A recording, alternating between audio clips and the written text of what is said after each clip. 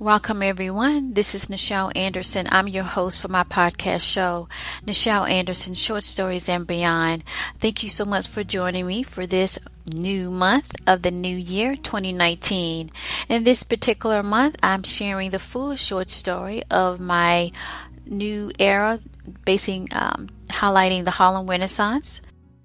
And this particular story, of course, is called Mahogany. I introduced this short story last summer, my summer break, 2018. This marks the last week and the last short story part of Mahogany. Now, will I continue it on? I probably will because I really liked it. I really love it. And I wrote this back when I was writing for Sweet 101. I was a columnist for sweet101.com for the Harlem Renaissance.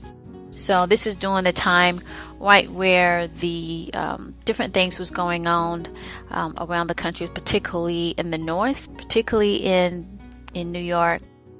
And of course, we're talking about Harlem. So all of those artists that came up from the arts, music, entertainment, also social movement too, with W.D. Bois and his movement, creating different periodicals that educated society of the talent that continued to grow over time in the African American community. And those patrons that supported it were not part of the African American communities, but other ethnic backgrounds from Europe, different parts of the United States.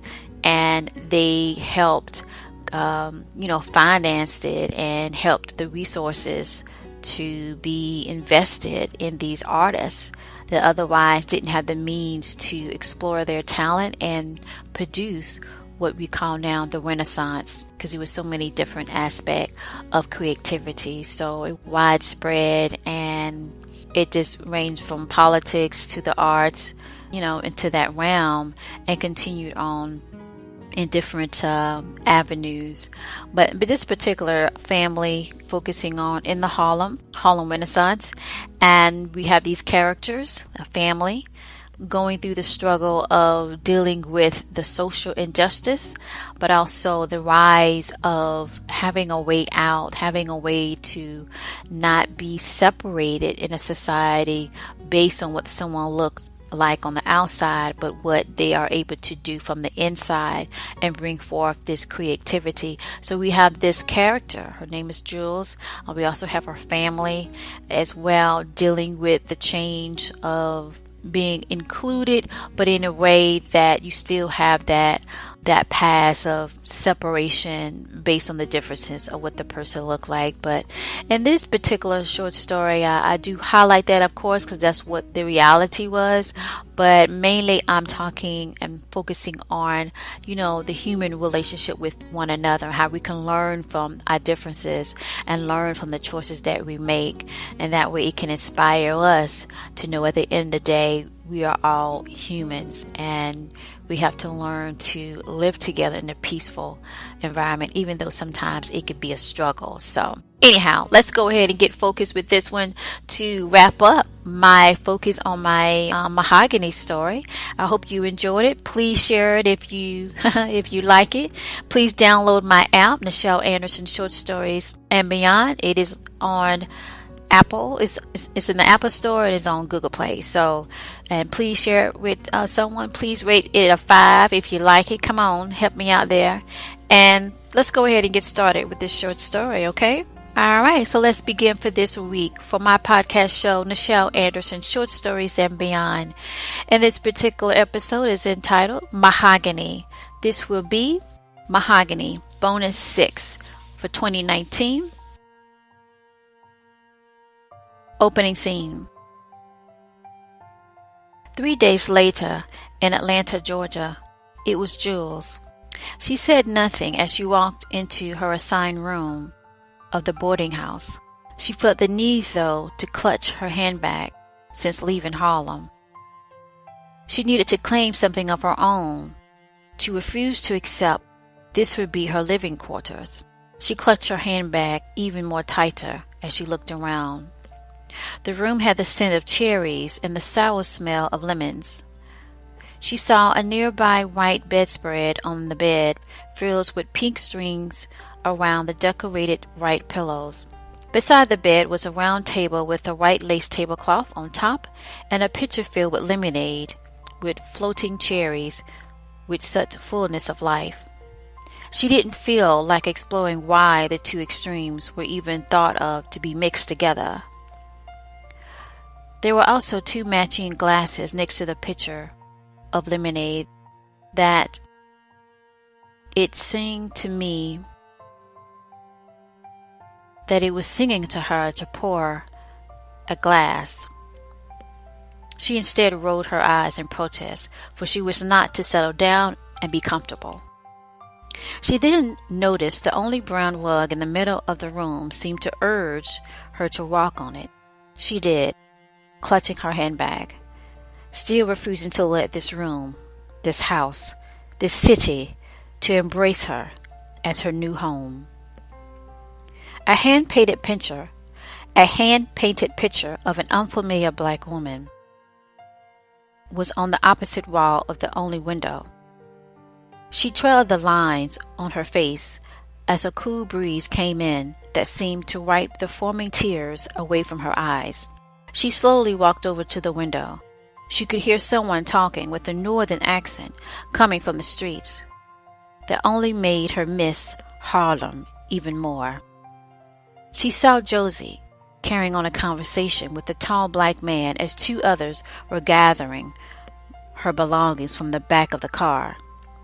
She wanted to scream, but she was too tired to speak, too tired to continue to cry, too darn tired of being told what to do.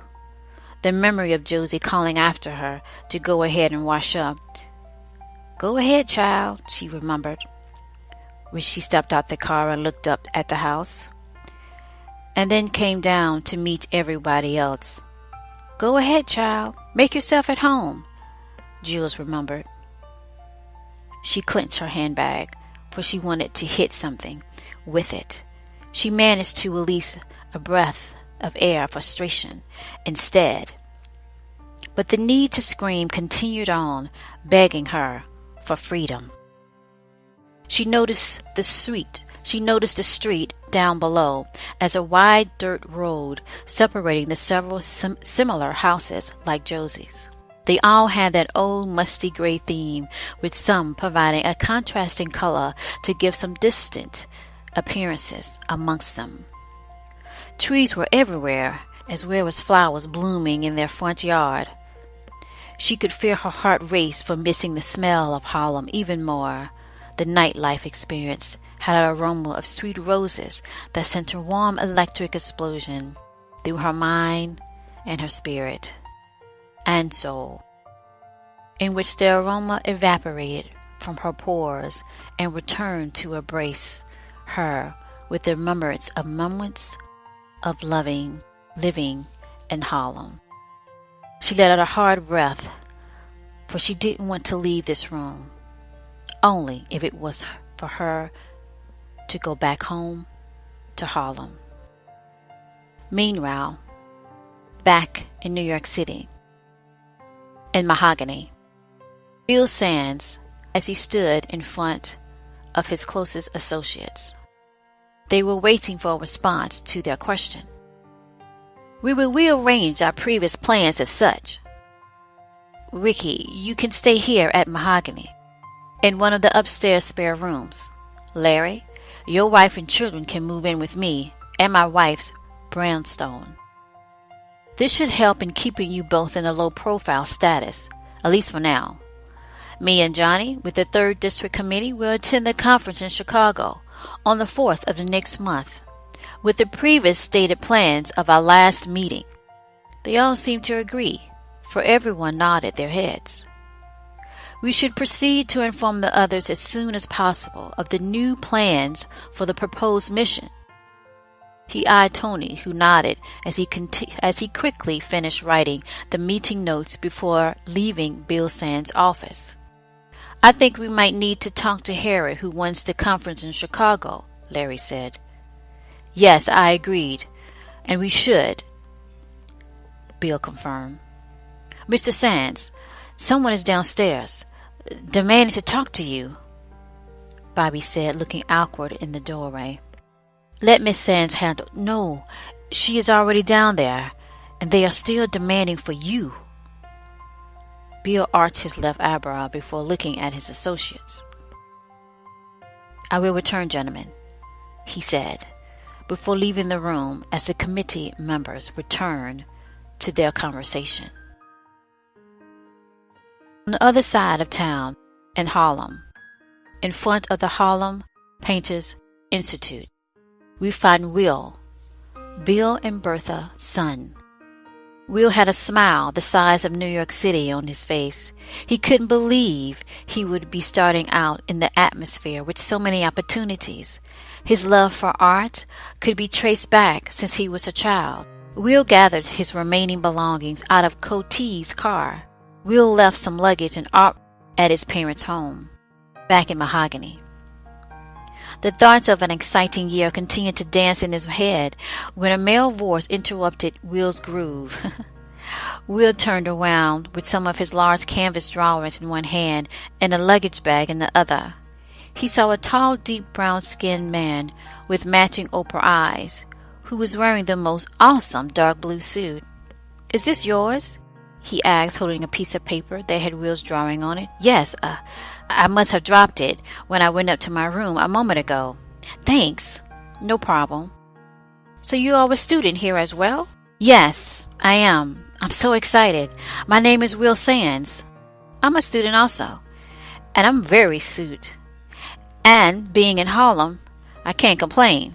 My name is Joshua Waters. I'm from Chicago. Will set down his luggage, and the two black men outreached their hands to shake. Hey, I'm not going to stay all day, female voice came from behind Joshua, which prevented Will from seeing her. Finally, Joshua turned around, exposing this. Will nodded. Hello, ma'am. She smiled, but quickly turned around. But I want you to meet a new student, Will Sands. Will, this is one of my dear childhood friends. We are so close. We are like brothers and sisters. Rachel Jones. Rachel Knoll, please meet Will Sands. Hi, she said. So where are you from? Harlem.